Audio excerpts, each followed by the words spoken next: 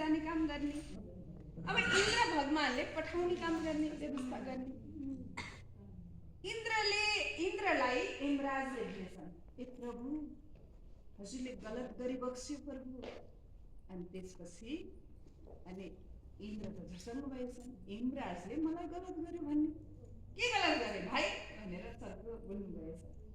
हेर्नुहोस् प्रभु, हजुरसँग खास हजुरको कुरा त मैले काट्न नहुने हो प्रभु, तर अरू मान्छेको अगाडि भन्नुभन्दा म हजुरसँगै बिम्ती बिसाउँछु भनेर आएको। हजुरले एक दुईवटा काम गलत गरी बक्सेको छ, एकपटक फेरि सच्चाइ बक्सेला प्रभु। के गलत गरे? के गलत गर्नुभयो भने हेर्नुहोस् महाराजज्यू, हजुरले स्वर्ग पठाउनु पर्ने मान्छे नर्क पठाइ बक्सेको छ, नर्क पठाउनु पर्ने स्वर्ग पठाइ बक्स्या छ। ती राम्रो राम्रो भव्य मान्छेलाई पनि कहिले कहिले हजुरले गल्तीवश नर्क पठाइदिनुहुन्छ। ए राक्षस जस्ता मान्छे यसो हेर्दाखेरि राक्षस जस्तालाई पनि हजुर गल्ती बक्स्योला अनि हजुरले स्वर्ग पठाइ बक्सिन्छ। अब हजुरको आदेश मैले कसो गरी तोड्न सक्छु र? तर प्रभु अब आइन्दा हजुरले हेर्नु पर्यो है भन्नुभएछ। हेर बाबु, आजको मितिसम्म मैले कुनै पनि गलत काम गरेको छैन। जे जहाँ पठाउनु पर्ने त्योभन्दा बाहेक मैले पठाएकै छैन। तिमी भ्रममा छौ। होइन महाराजज्यू, होइन प्रभु, प्रमाणै चाहिन्छ भने म प्रमाण दिन तयार छु।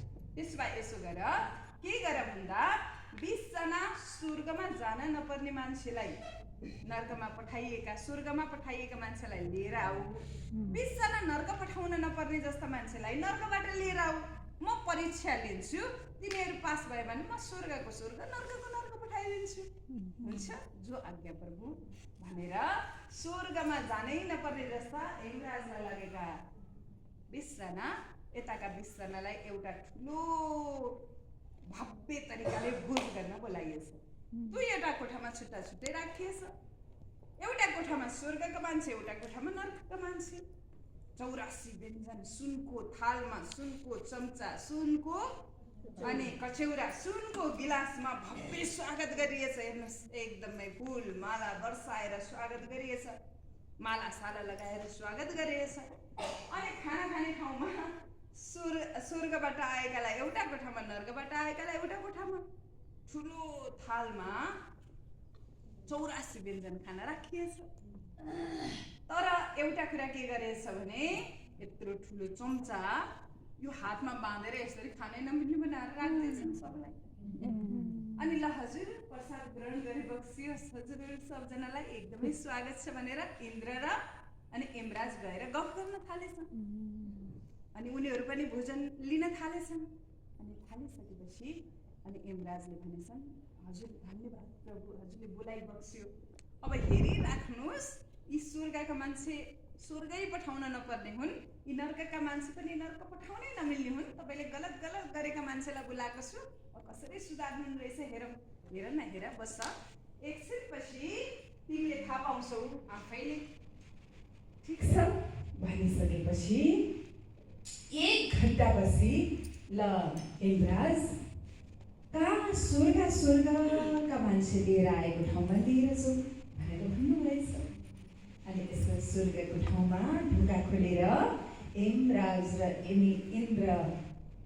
इन्द्र देवता भित्र बस्दा सबैको ओठमा मुस्कान रहेछ, एकदम खुसी भएर बसेका रहेछन्। खाना खाइ गरी हातको चम्चा पनि राखेर एक ठाउँमा पखाली गरी फर्काएर राखेका रहेछन्। एकदम खुसी, आनन्द, आँखामा पनि प्रेम छ, दिलमा सहयोगी भावना, परोपकारी भावना, आनन्दको फ्याक्ट्री छ, शान्ति छ, मस्तिष्कमा शीतलता छ, एकअर्का मिलेर बसेका छन्। अनि आउने बित्तिकै धन्यवाद प्रभु, आज हजुरले यति राम्रो भव्य स्वागत गरी बक्स्यो मलाई र हजुरले यति मिठान्न परिकार खुवाइ बक्स्यो, यसको लागि हजुरलाई कृतज्ञता ज्ञापन गर्दछु भनेर धन्यवाद दिन्छन्। सबले खुसी हुनुभयो, एकदम खुसी छन् प्रभु, यसरी नै बेला बेलामा बोलाइ बक्सेला भनेछन्। अनि ल ठिक छ, अब तपाईँहरूलाई आजको दिनमा हामी अब एकछिनपछि पठाउँछौँ, तपाईँहरू आइदिनु भयो धन्यवाद भनेर इन्द्र देवताले अब त्यसपछि के गर्नुभएछ भने नर्कबाट लिएर आएका मान्छे तिमीलाई जाऊ भन्नुभएछ। नर्कबाट लिएर आएका राक्षसहरू थिइन्, ट्याक्क ढोका ठ्याक्क खोल्ने बित्तिकै गरेका कोही नमस्ते नमस्कार गर्दैनन् रिसाएर हेरेका हेर्नुहोस् रिस छ अनि पिक्लान जस्तो गर्छन् हातमा पदियो बाँधै छ थाल त यता पुगेको छ उता पुगेका छ यसलाई थपत्रै जुठो छ एकले अर्कालाई गाली गरेका छन् कोहीले पिटेका छन् है अनि रिस छ किन बोलाएको हामीलाई यसरी अपमान गर्न खाना पनि यसरी दिएर यो हातमा के भनेको किन हामीलाई यसरी भनेर पुरा गुनासो मात्रै गरेका छन् के नासो गरेछन् अरे नासोको अगाडि के छ अरे गुनासो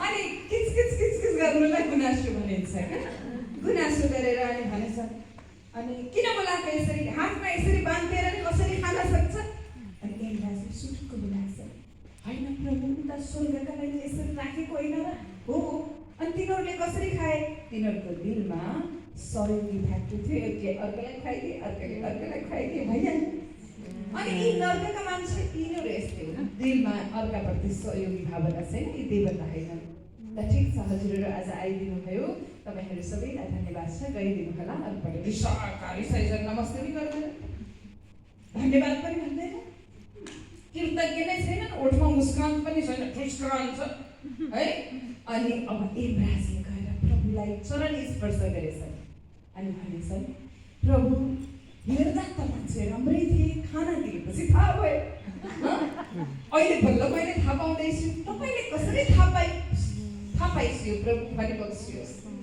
तपाईँले त ठ्याक्क स्वर्गका मान्छे स्वर्गै नर्कका मान्छे नर्कै कसरी राख्नुभयो म आज तपाईँलाई बल्ल माने प्रभु अहिले डाउट लागेको थियो अबबाट लागेन भन्दैनुहोस् त स्वर्ग देवता कुन हुन् र राक्षस कुन हुन् म कसरी पहिचान गर्ने अनि देवताले यसो गर्नुभएको छ यी पाँचवटा गुण हुने मान्छे सब देवता पाँचवटा गुण नहुने मान्छे सबै राक्षस पाँचवटा गुण के त मस्तिष्कमा शीतलता हजुरको हिजै फ्याक्ट्री खोलेको छ होइन दिलमा